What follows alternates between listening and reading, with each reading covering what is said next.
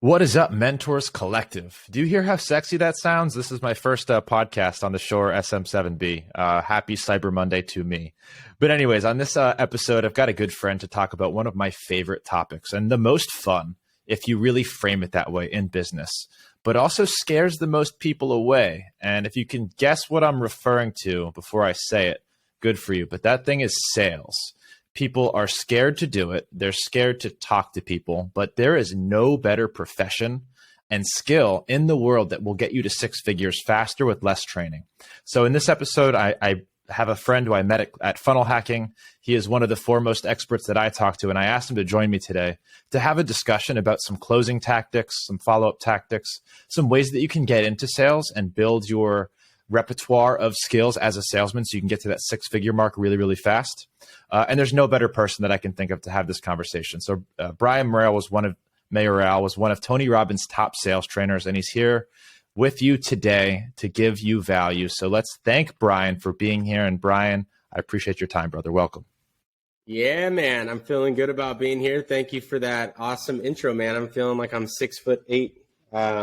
And I appreciate it, man. You guys are kicking ASS where you're at as well. I know you know a lot about sales, man. So I'm happy to share what I know, and also happy to toss the rock back and forth with you as well.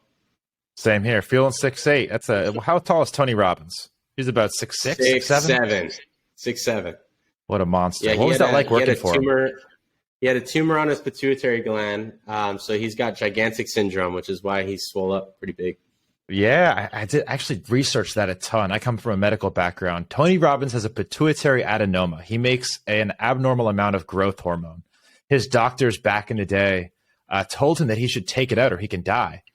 So he got a whole bunch of opinions and realized that he wasn't having all the negative side effects of having gigantism, which is the disease. He's just having the positive effects, which is more energy. He's bigger. He's able to do what he does on stage for longer. So it's funny, he literally has a superpower that was put in there and is not doing any damage that he knows of. So it's pretty incredible. Just a fun little riff there. But what was that like working for him?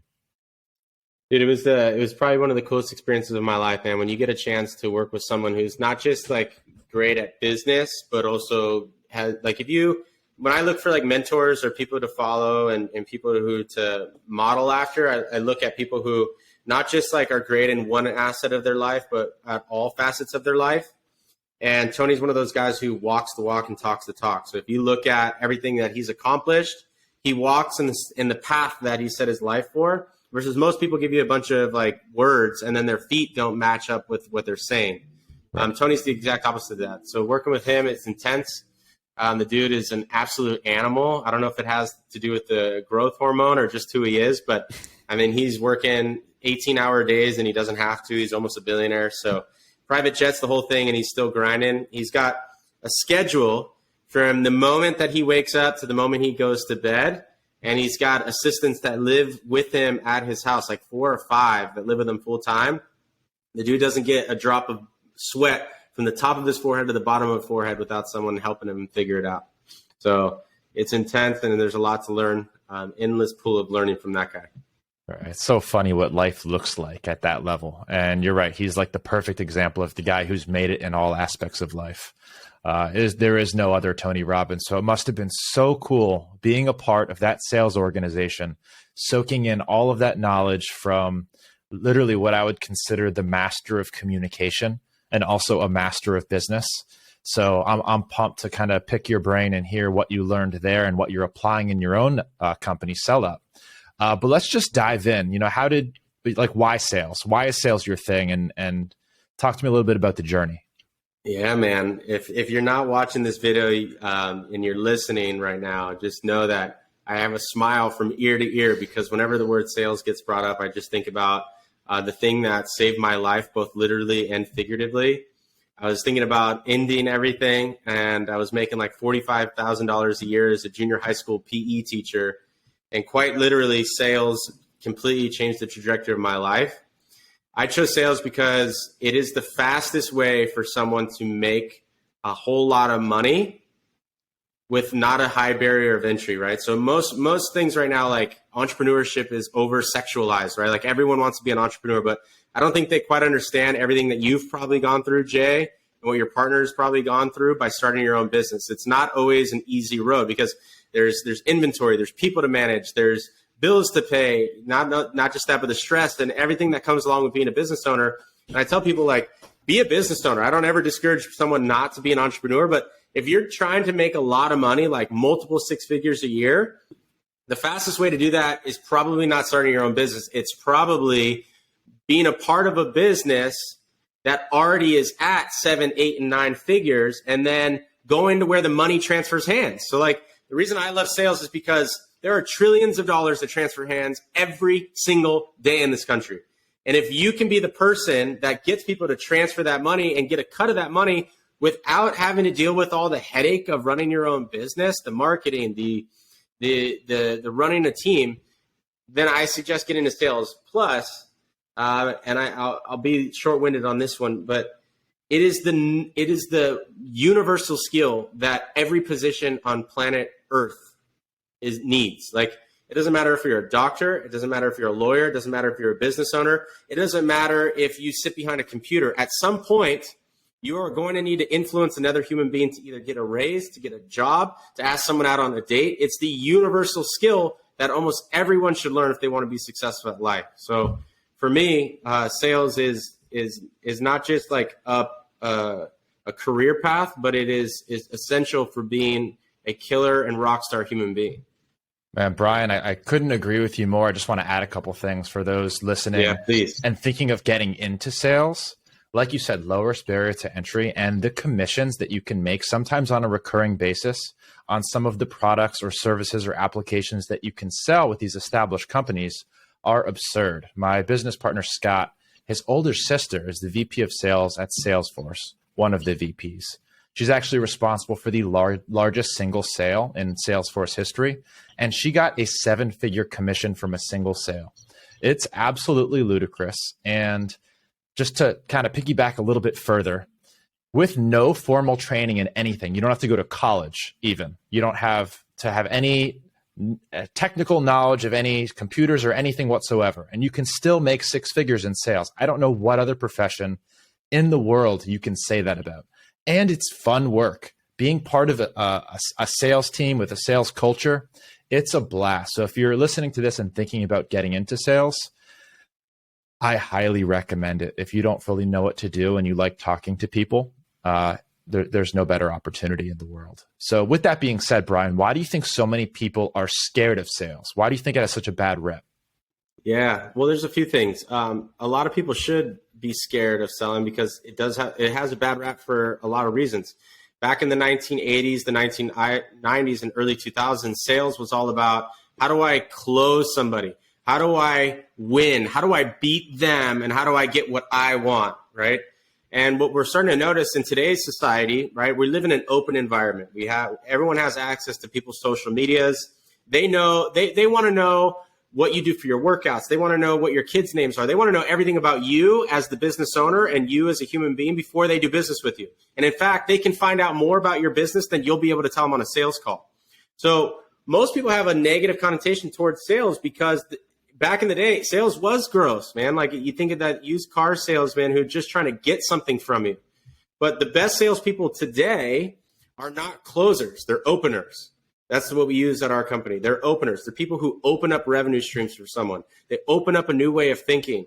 They open up opportunities for people. They open up a relationship for somebody, right? When someone joins a company that we sell for or joins Otter PR, which is the company that you do, they're opening a relationship for you. They're opening up a new channel to become an authority in their space. They're not closing anything. And so most salespeople who get into it just for the money, they're going to find success. But what happens is they don't find long-term success. They find short-term success, and either they burn out or they burn the people that they're with. And if you're that transactional salesperson, someone's going to fire you. What that means is not the business owner, but someone on social media is going to fire you by telling people the way that you treated them, so on and so forth. So I think most people are afraid of it because of what salespeople have done in the past, because there are bad actors in the space. Right. But also, it's just down to that fundamental human psychology, right? It's, am I enough? Every human being on planet Earth has one fundamental belief. Am I enough? Am I doing enough? Am And am I enough so that I can be loved enough, right? That's the fundamental desire of every human being on planet Earth. When you put yourself out there in sales, you're putting yourself out there to be rejected. And if someone rejects you, a lower brainstem thinker will think they're rejecting me as a human being, and therefore I'm not good enough. And so that fear response that people have towards rejection keeps people from getting into the business. And they should be fearful for not offering solutions. And I'm sure we can go into that here in a little bit. But I would like to know, because you made career shifts. I've done some research on you. And you went from being a very professional environment in the medical field to getting into owning your own business here, but you have to do sales every single day, I'm sure. So what was that transition like for you? So I will say I don't do sales anymore, but obviously when you're starting a company, you're everything. So for the first year, maybe even the first 2 years, me and my co-founder were the ones doing almost all of the sales, if not all of them. The transition was interesting. And I will say, even when I was in medical school, I still owned companies. I started my first business between college and medical school. And that was like a tutoring / essay writing company. So I was doing sales all along, but it's not just sales. It's the marketing, it's the branding, it's everything that goes along with it. The transition was kind of awesome. And I won't say it was like a hard transition because I was already doing business. I was just leaving behind the thing that I hated to do, and I would wake up every morning and like just so upset that I had to go into the hospital and like get yelled at and do notes. It wasn't my people. It wasn't where I envisioned myself for the next 10 years. So the transition, I don't want to say was easy, because starting a company and building a company is never easy. It's a nightmare. But I was, putting in 12 to 14-hour days, 6 days a week in the hospital. So in terms of work ethic, I was now able to work on something that I actually wanted to work on. So it was nice.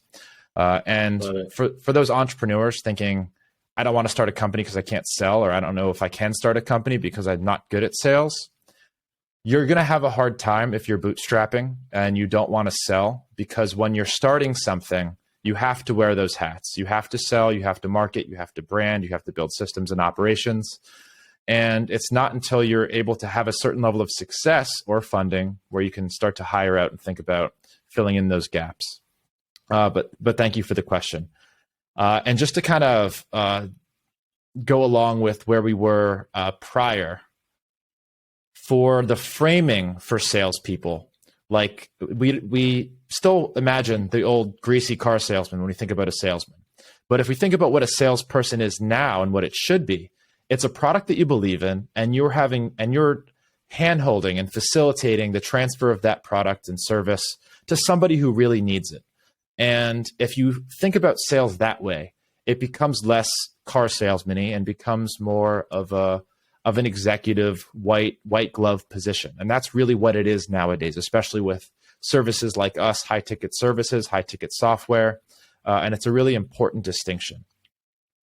Yeah, I couldn't agree more. I think it's one of those soft skills that even as a business owner, right? Like if you're removed from the sales process, like replace the word sales with influence. Right.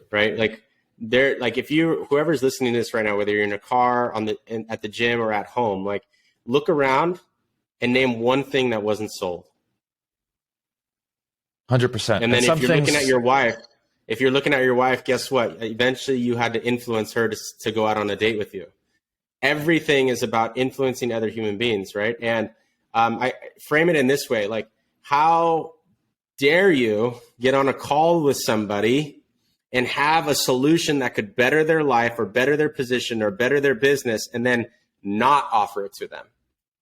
Exactly. And sales is simply giving people a solution to their problems, or helping them progress their life in some way, progress their business.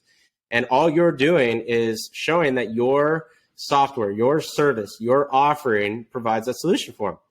And it's disrespectful not to offer your services to them, especially if you know that it solves a problem for them.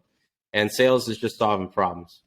And you'll tell me what you think, but I think there's nothing that kills a sales team or salesperson faster than not believing in the product or service that you're selling. The conviction goes away. The salesperson kind of loses that fire. and your business probably isn't going to last very long. So ideally, if you're in a good sales role, you're selling something that you do truly believe in. If you're selling something that you don't believe in or that you know or think does not work, then you should probably leave and find something else to sell, because that's just not a good situation for anybody involved. Would you agree? I couldn't agree more. Yeah, I couldn't agree more. If you don't 100% believe in your product and service that you're selling, get out.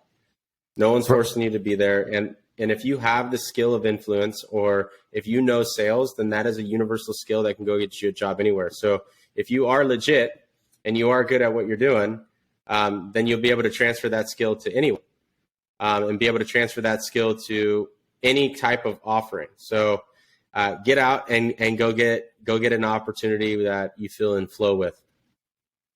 And Brian, let's talk for a little bit about some tactics to help people get better at and master their sales techniques. Yeah.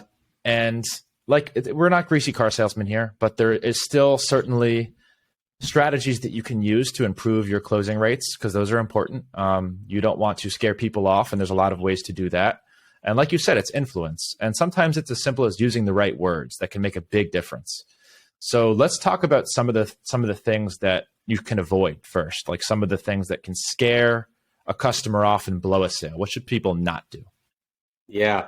So what you're referring to is sales resistance. That's what pushes people away, right? So there's certain language patterns, right? I want you to hear this on the other side of wherever you're listening to this. There's certain language patterns that repel people, and there's certain language patterns that bring people in. If you use the wrong language patterns, you can have the highest intentions. You can have the best offering on planet Earth, but you're going to repel people, because at the end of the day, until the robots take over, we have to interact as human beings together. And most of communication is nonverbal. Like 55% of communication is nonverbal. 37 to 38% of communication is pitch and tone, which means less than 7% or 8% of the actual influence you have are the words that come out of your mouth. And so when you think about it like that, it is important that if you have a great product and service, that you're representing it well with the language patterns that you're using. So really quick tip, if you're a salesperson, or you're thinking about getting a salesperson, or you're asking someone else out on a date, never use these two words. Never use these two words. But or however. Never use the word but or however. Unless you're singing a Sir Mix-a-Lot song, never use the word but. Why? Because if you use the word but or however, it negates everything that prospect said before you started talking. So example, if Jay was trying to sell me his microphone that he's using, or if I'm trying to sell the microphone that Jay's using right now, and he shares his opinion about different microphones, I would say, I totally understand what you're saying, but I think you should do it this way. That immediately makes him feel devalued, and it immediately makes him feel like what he said wasn't important. And the number one skill, or the number one thing that you need to do to influence other people, is make people feel good, because people don't buy things. They buy the way that those things make them feel. That's why you buy the Louis Vuitton. That's why you buy the shoes that you wear, because they make you feel a certain way. And so using the word but or however is the first way to make people not feel good about you or have the wrong energy towards them. Replace the word but and however with the word and. Hey, I really appreciate that you shared that with me, Jay. And it might be valuable for you to consider it this way, right? So the word and softens the blow a little bit, and it adds to what they're saying versus negating it. So that's one tip for you. I love that. That's one that I've learned in the past and is super powerful. It's funny how semantics and words can make such a big difference in the impact that you leave on people. And that's just like one little thing out of a treasure trove of tactics that you can apply to get better at sales. So highly recommend people do a sales training. I don't care which one. There's a lot of good ones out there. Brian, I'm sure you'll have recommendations, but let's save those for the end, because that'll be some good stuff. What are some closing tactics that you use? Because closing takes on a bad rep too. And you hear closer, let's close him, see how many deals we can close. It sounds like you're just trying to get a dollar. But at the same time, if you don't close somebody, the next guy will. And that's just kind of one of those sad truths. So what are some closing tactics that people can apply or implement to help get that deal through a little bit faster? Yeah. This is something that I train on. It's an 8-week training. I'll try and give it to you in the next 80 seconds. It's if you're dealing with a lot of objections at the end of your sales call and you're having a really hard close, you've done something wrong at the beginning or the middle of the sales cycle, right? So the more objections there are at the end of the sales cycle, the crummier of a job that you did in the middle of the sales cycle. And so the first thing I would say, if you want to be a great closer, you got to be a great listener. You got to understand the wants, needs, and desires of the person that you're speaking to. The first thing that you want to do is what's called mind reading. Everyone say it out loud. 1, 2, 3. Mind reading. You want to read the mind of your prospect. You want to read the mind of your prospect. You should know, right, that your prospect has certain pain points and that they may want or desire certain things before you get on the call. And so you set up the call in a way where you ask them what they want, why do they want it, why it's important to them, and then you guide them. Okay, you don't force their hand, but you guide them to deeper wants and desires and deeper pains, right? You help them sensationalize the desires that they want and sensationalize the pain of not obtaining those desires. By creating that polarization, remember, every decision we do or do not make is a balance between pain and pleasure. And so if I can get the prospect to feel all the things that they want to feel should they get or move forward with our service, and how crummy it might feel for them to continue to perpetuate the problem that got them on the call in the first place, my likelihood of closing goes up significantly. And research shows, if you do HubSpot research or a bunch of different platforms, you can find this. But the best sales closers report closing the least amount on their sales calls. What does that mean? It means that the people who are the highest performers don't use a lot of closing techniques. The highest performers have great conversations and find a way to naturally elicit pain or pleasure during the sales cycle. So to sum this all up for anyone who's listening is you want to have your prospect associate in their mind more pleasure to the word yes and your product and service and more pain in staying where they're at or not moving forward. You do that by asking them what they want and then asking them about the things that are preventing them from getting what they want. Do you ever feel like that's overbeaten now? Whenever I'm talking to a salesperson nowadays, whether it's a high ticket software seller, someone's trying to sell me a service, sometimes I just like talking to salespeople and letting them try and get me just to improve my skills and see what's out there. But I see this pattern over and over again. It's like, oh, what are you struggling with? That. Oh, what would you feel like? What would your emotions be like if you had this result? And I'm just like, man, this guy's not even trying to have a conversation. He's running through a script that somebody gave him that's going to try and elicit a response from me. And I've just heard it so many times, and maybe because I'm trained, that I'm a little bitter to it. What are your thoughts there? Yeah, it's called the law of familiarity, right? So just like marketing, right? There are certain channels that work, and then eventually you have to switch it up because what used to work didn't work, right?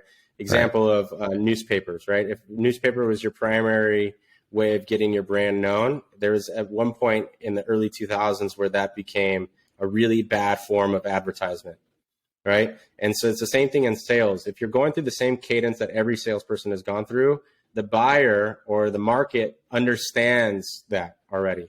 They may not like know the techniques that you're using if they're not in sales, but they understand the pace. And as soon as they feel like they're being sold, they're going to create sales resistance, right? And then they're going to feel guarded.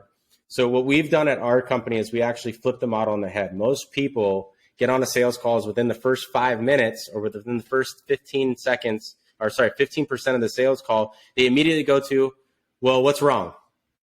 What problems are you having? What hurdles are you going through, right? And everyone knows, like, stop asking me what's going wrong. Maybe I have a great business. Maybe things are going great. First, ask me what I want, right? So you know this as being going to medical school, right? When you go to a doctor, right, the doctor doesn't just like ask you a bunch of questions around like what went wrong. They also ask you what are some of your outcomes if you're looking to use the hip or your elbow or your shoulder, whatever it is. They want to know where you're taking it, because if you're a major league pitcher versus a major league couch potato, right, the rehabilitation process is going to be very different. The couch potato has a lot of time. The major league pitcher does not have a lot of time to fix their elbow or their shoulder, right? So the outcomes may be similar, but the way you go about the rehabilitation process is going to be very, very different. So for our sales team, we don't focus on problem first. We focus on what are your objectives in the next 6 to 12 months, and we try and bring those objections forward. So what we want to do is bring whatever it is that they desire, right? If I am a major league pitcher and I'm trying to pitch in the World Series in 6 weeks, I need to know that, right? versus I'm a major league couch potato. I may not use my elbow again for 6 months, right? I want to understand what they want, because for me, I used to be a school teacher. Like, I don't like just getting people to do things for the sake of getting them to do things. I have to know what you want. And by understanding what you want, then I can backtrack the conversation and say, okay, well, based off of what you want, what do you feel like, or what do you know that has been getting in your way? But never asking the pain question before asking the pleasure question, because so many people are used to that. And millennials, and specifically, that we were raised specifically on trophies and praise and positive reinforcement. That's what our generation was raised on, positive reinforcement. Versus our parents' generation, they were raised on negative reinforcement. And so you're going to turn off a lot of millennials if you only use negative reinforcement. You have to use the strategies that they know. So where are they trying to go? What do they want to get? How can you build them into the future? It's called future pacing. Asking them questions that bring the future forward in their mind, because the brain doesn't know the difference between imagination and reality. So if you can get them to imagine what that microphone would look like, feel like, sound like, and how it would make your podcast the best podcast on planet Earth, right? And it would help that sweet, sensual voice of yours, Jay, sound even more crisp on this podcast. Like, knowing that and feeling that and experiencing that before I go into, well, what kind of microphone do you use today? What's the problem with your microphone today? Those are all JV questions, right? And it's time for most of our salespeople to graduate to varsity. Care about your prospects by asking what they actually want. That's interesting, and I guess goes to your point with not doing this the same thing that's been beaten to death for a decade, which is sell to pain, which is what a lot of formal sales teachers will tell you to do: identify the pain point and sell them on fixing that pain point. So I love your approach. I think that's pretty innovative. There are some universal things, really quick. There are some universal things, right? Like there are some cadences, right? Some syntax to a certain sales call, right? But there are principles that are timeless that are never going to go away. We are still human beings at this point, right? So like, most people do move faster to avoid pain than they do to gain pleasure. So you can't not use pain during the sales cycle. It's just how you use it, right? It's just the cadence and the syntax in which you use it. If your 80% of your sales call is focused on what's stopping someone, you're going to make them feel like shit. And people don't buy when they feel like shit. They buy when they feel powerful. So you have to still give them that experience, but you can't lead with it, if that makes sense. That's our frame of looking at it. No, I agree with you. And it's funny how complicated so many products and conversations can be, where you really can't just copy and paste this one strategy that you just mentioned into every single sales organization. Because a lot of products are a little bit more pain-based versus goal-based, and people are different. And that's what I wanted to speak about too, the person that you're talking to. I don't know if you've implemented any DISC personality assessments or anything similar in your organization, or if that's something that you think about when you're talking to prospects or leads. And if you're listening to this and not familiar with DISC, it basically categorizes you into DISC and really teaches you how to interact with these different personality types, which I think can be very important and tactical.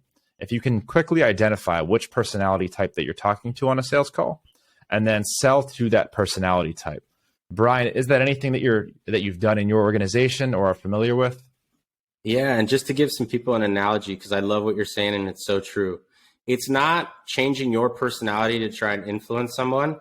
It's giving them the flavor that they want and the flavor that resonates with their psychology, right? So my first job in high school was working at Baskin Robbins, 31 flavor, right?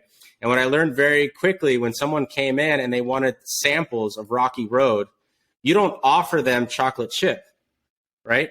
Because they came in there with knowing what they want. Their flavor is Rocky Road, right? And I don't want to try and convince them to eat chocolate chip.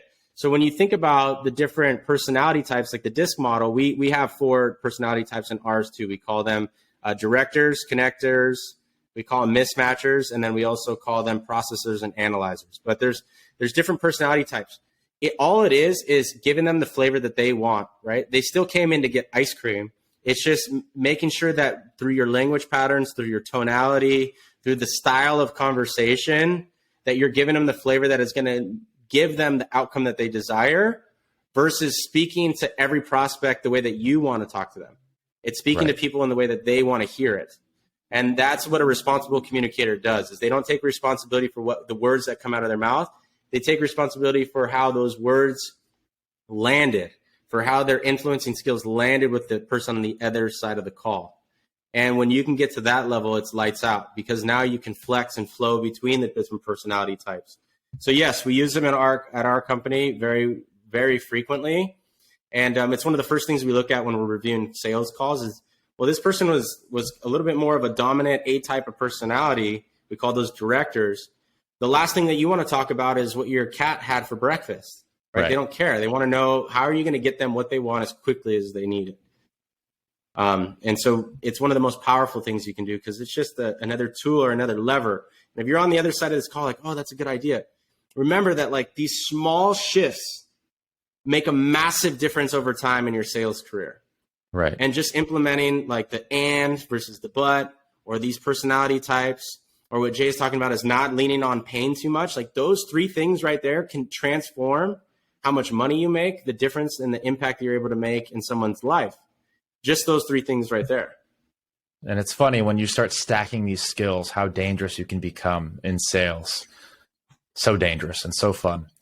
So one other thing, obviously you the sales process, you get a lead, you talk to that lead, usually figure out what their pain points are, sometimes put together a proposal, oftentimes have a follow-up call, and then several follow-ups from then until they finally end up paying and closing.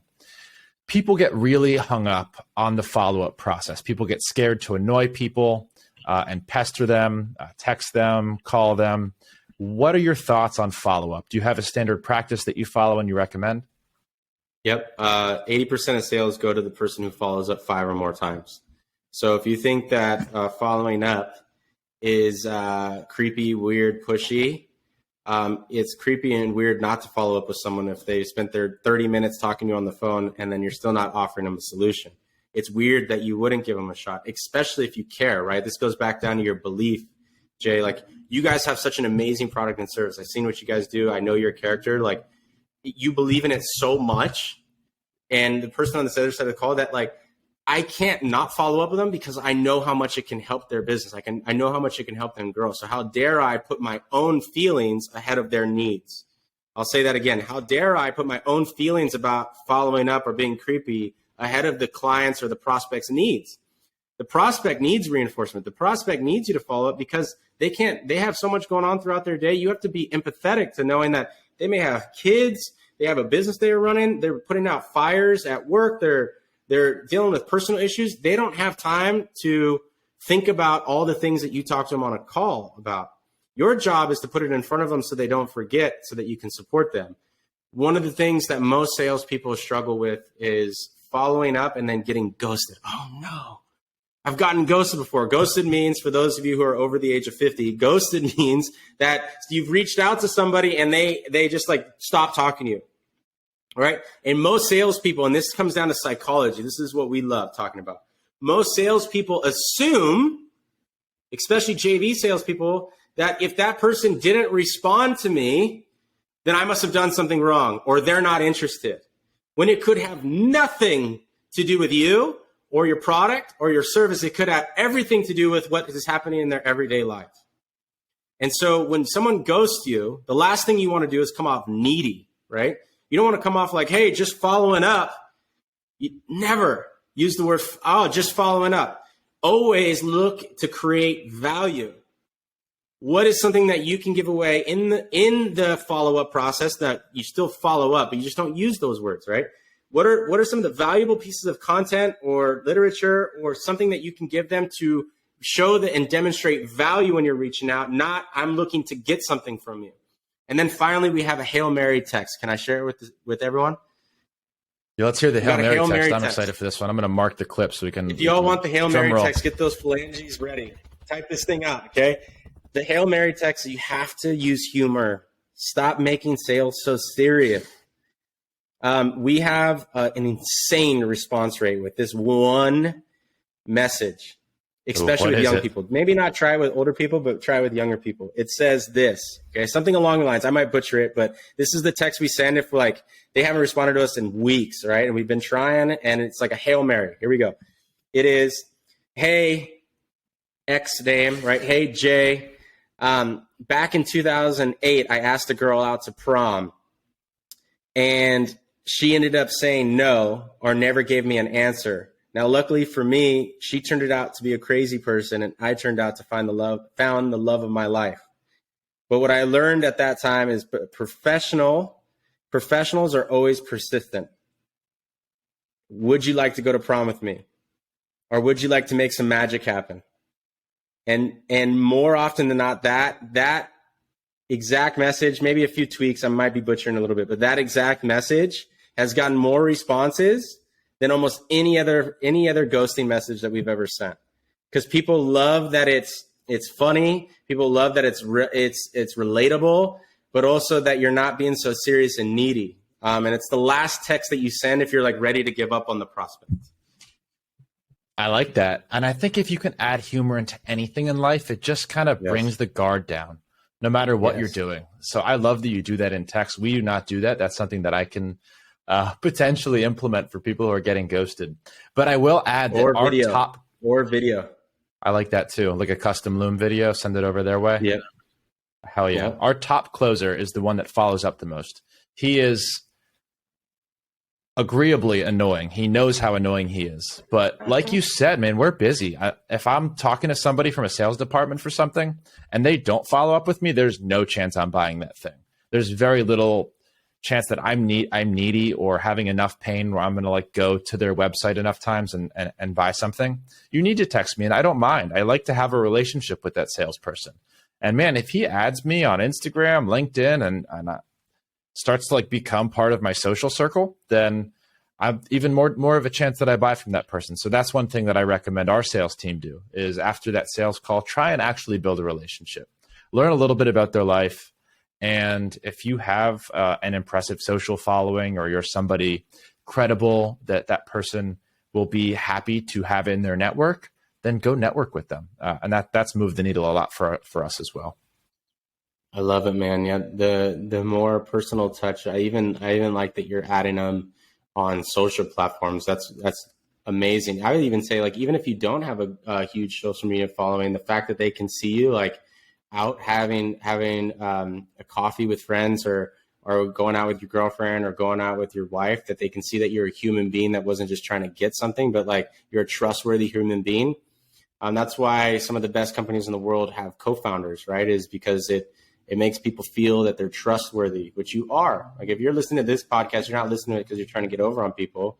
You're listening to this podcast, so you're probably a great human being. Now, just showing people that you are is super cool. I love that. Right. Humanizing sales a little bit. And I think as we go into like the next decade, it's going to be a lot more of that. People buying from companies and people that they have personal relationships with rather than just like the old 1970s car salesman who's trying to jam something down your throat. Brian, what do you do for tracking? One thing that's made a huge difference in my sales organization is actually having the numbers and putting them everywhere at all times for everyone in our sales department and marketing department to see. Do you do anything like that? When do you review them? And what kind of numbers should you be looking at? Yeah. So at our company, we like to track the values that we want our company to represent. So a couple of things.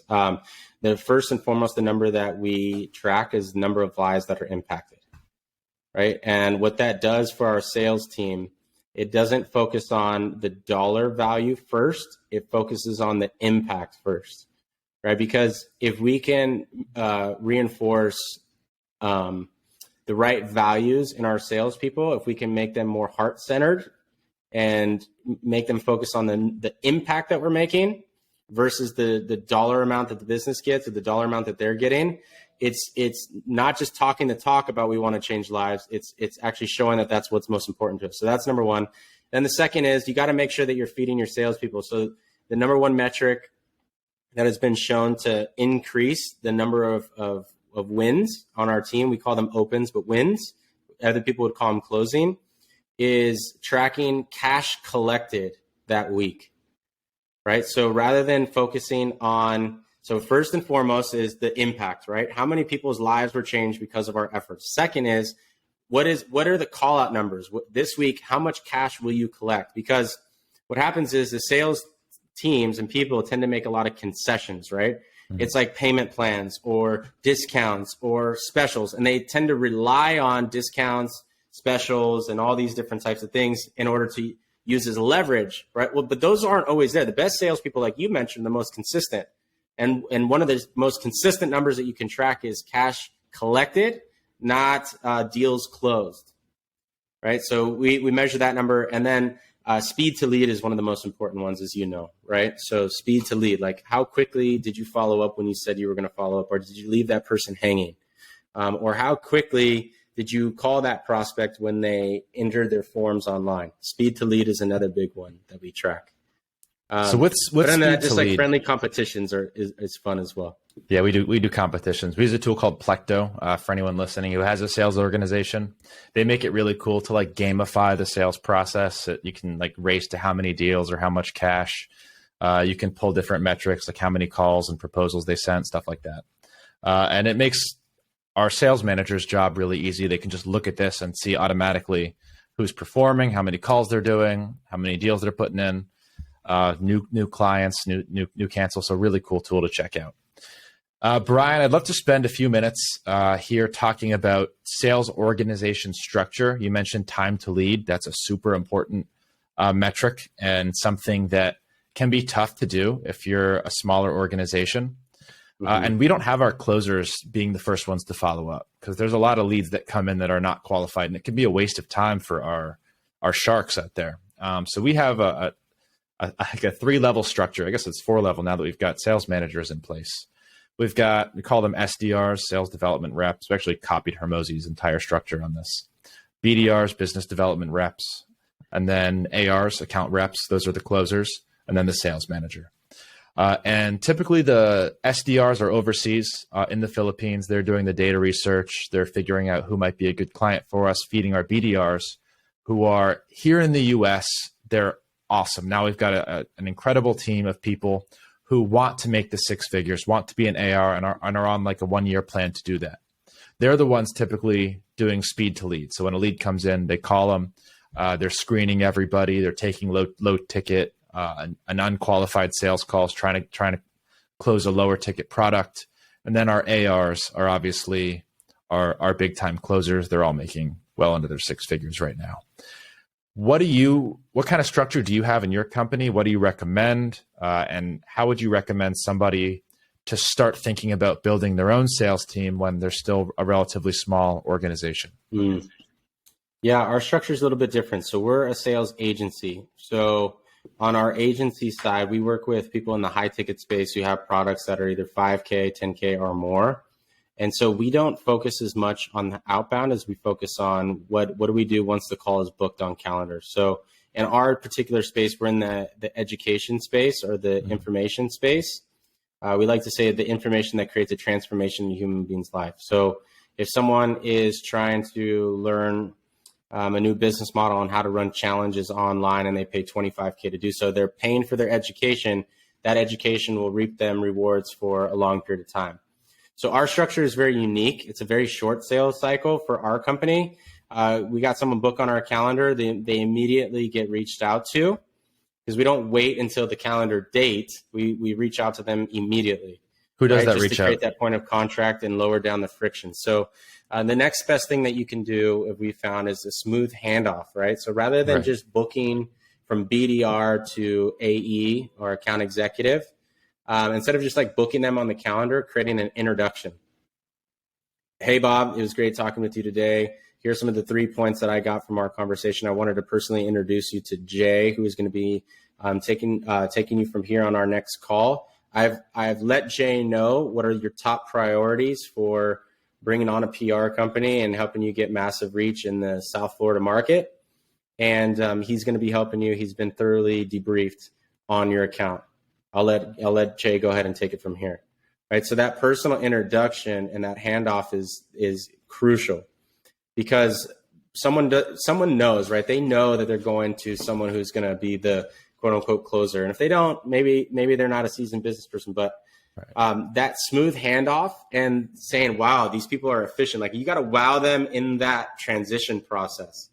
And what's the technicality? How do you the technicality of that handoff? Do you hand the phone to somebody in real time? Say you're on the phone, and then let me go find my find my friend, and then you hand them the phone.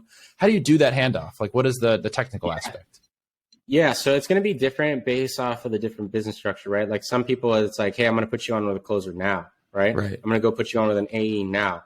In that particular instance, you want to transition. You want to try and have a software that when you transition the call, it's like a three-way call. Hey, Jay, are you there? Hey, Jay, meet Bob. Bob is a chiropractor in South Florida. He graduated from here, and he's looking to accomplish this, this, and this. Bob, did I get it right? Yes, you did. Awesome. Thanks so much. Here, I'm going to make the transition. Right. So that introduction via phone call, that would obviously be the best way. But if it's a structure in which they're not making a handoff like right away, and it's like a 24-hour like time frame in between, then text is always a higher value than what email is. But email is a higher value if it has video. Right. So you're going to get a much higher open rate via email handoff. So if I can send an email introduction with you, Jay, and I was just the BDR on the call, I may send an email with a video of myself. Hey, it was so great talking with you, Bob. I wanted to introduce you to Jay here. He's going to be taking over. I briefly encountered like 1 minute email, 1 minute video, and then putting in the subject line, made a video for you. That is going to increase the open rate because, as we know, like less than 25% of emails even get opened, right? But if it has video, you can increase that to over 80%. So you want to put video in there and then say introduction, something along those lines that would help that smooth transition, put a face to the name. So that's great advice. I'm going to steal that one from my own company. And just kind of going back to what SellUp does, you were talking about your sales structure. I think it sounds like a great solution for companies that don't have a fully built out kind of sales organization like we currently do. If you're just looking for kind of trained closers to sell your high ticket products, that would be a good solution. Yeah, it's the perfect solution. So what most people in our space, they've gotten really good at a couple of things. They've gotten really good at marketing and they've gotten really great at fulfillment. And maybe they're even an amazing salesperson, but you can't do all three. And most business owners get to the point where they try and become all three, right? They try and be on sales calls, they try and create fulfillment, and they also are great at marketing, or they try and be great at all three. And while they might be capable of doing it, they only have so many hours in a day. And the number one thing that a business owner should be focused on is revenue generation, but also the quality of the service that you're providing. That's what makes you uniquely different. That's what makes you the expert. Right. And so the person in between, there's like three things that happen, right? There's like top of the funnel, and then there's the sales process, and then there's the fulfillment side. That middle piece, that transition, is where when people are scaling their businesses, they're asking themselves, how do I get more time to grow the business rather than working in the business? And the number one thing that requires time in those three processes is actually being on sales calls. Right, because if I'm great at marketing, right, and I'm the business owner, I can put in 30 minutes of work and it can yield me results for 30 days, right? Whereas a sales professional, that 30 minutes, it's either a yes or a no or a maybe on a sales call, and you have to continually get on those, especially the more complex the sale is for you. And so that is the one job that requires you to be present and live and spend time. There's a transition that happens when someone goes from a business operator to trying to become a fully scaled business. Usually that $500K to about $3 million mark, maybe even $5, depending on the type of business, where they're in a transition period. They don't have consistent lead flow to hire a manager, to hire a trainer, to hire a recruiter, and to hire salespeople. They don't have enough juice coming into their business, enough cash flow.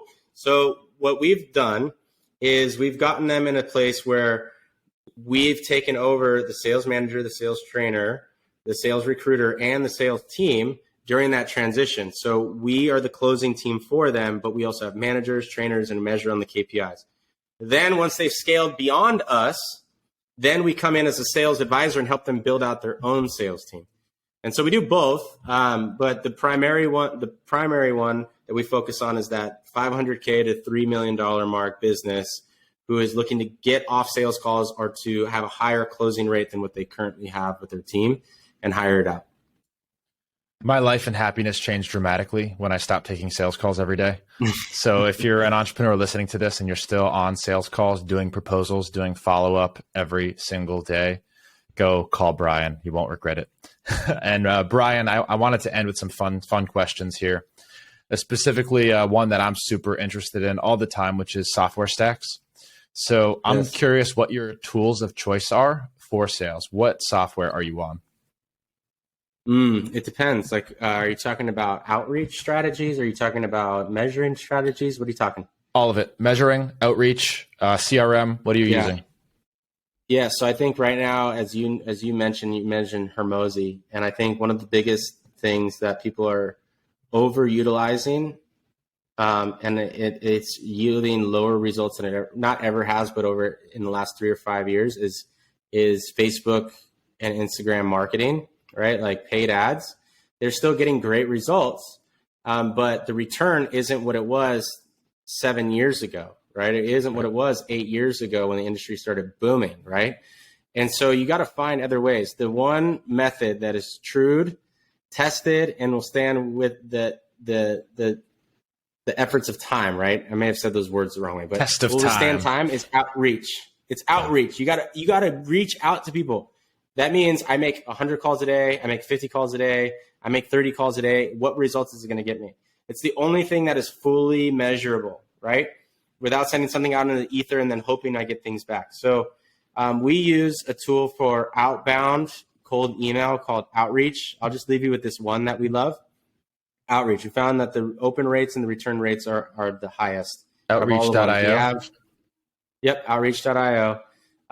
We have HubSpot as well. We've just found that Outreach is doing a better job for us. It's a way to have a harpoon effect. It's probably not great for you if you have a lower ticket item, but it is good for you for people who are selling B2B. It's one of the best tools. We use some LinkedIn automation software. There's 2 types of software: Connected and Expandy. Connected is with a K, and Expandy is with an E. If you want to look those up, those are some LinkedIn automation tools. And then for video, we use Vidyard. That integrates with our HubSpot. So you're able to send video through all of your follow-ups, which is drastically sets you apart from most people. Why? It's one of those last blue oceans, right? Mm-hmm. Because sending specific videos requires effort, and it requires people to overcome the fear of being on camera. And so it's not something that every team was going to use, right? Every team is going to get into ads, and they're going to get into different things. And you guys have some really great things that you're doing as well. But sending videos, personalized videos, is one of those last things that it's almost impossible to replicate at scale for companies, because you have salespeople that they don't even make the call. They're afraid to text, right? So if you can get your sales team to use video, especially if you have higher ticket sales like 50K, 100K, 200K, whatever the deal is, it's very, very useful. So Vidyard is what we use, and it integrates with HubSpot. So you do personalized video in your cold outreach? Cold outreach, yes, and follow-up. Wow, it's a lot of time. It is a lot of time, but the higher the ticket sale, the more worth it is, right? And once your team gets good at it, it's 60 seconds, especially complex sales, Jay. So like if someone on this call is selling B2B to large business, right?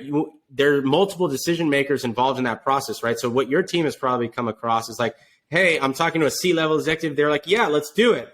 Only to get to the point in the sales cycle where they're like, well, wait, hold on. I got to go ask Bob from the accounting team. And then I got to go ask Jarek, who is the CEO of the company. And then I got to go get approval from this company, right? And there's like multiple people involved in the decision-making process. the best way to control the sales cycle is to actually film a video, like a quick presentation, like, hey, Jay, I know that you're introducing this to Bob. Hey, Bob, I just wanted to introduce myself to you, put a face to the name, and walk you through the 3 things that I talked to Jay about on this call, and the 3 things that we're going to be able to help you solve in the next 6 months by using our services or by getting you guys some PR. I'm going to have my BDRs try that. In that way, it's not a game of telephone. Right. The salesperson is still controlling the messaging, and no one can sell better than a professional salesperson, not someone within a company who's scared of like throwing ideas out there because they might lose their job. Right. So I love that. I appreciate it. I'm going to have my BDRs start that on Monday. That's good stuff. At least see what happens with the reply rates. Brian, last question. People who are listening to this and want to get better at sales, I would love to hear from you some resources that they can look into, whether that be books or experts that do a lot of great YouTube content or courses. What are some things that you can recommend people purchase and consume to hone their sales skills? Yeah. I'll first start with this. The most talented sales professional is very rarely the top performer. It's not the person with all the fancy techniques. It's what you said earlier, Jay. It's the person who follows up and can sell themselves every day. Mm-hmm. That's the key. It's the person who can sell themselves to do the actions that they don't want to do, the boring, monotonous stuff, the stuff that they don't want to do, the stuff that's not easy to do. That is the top performer in almost every company.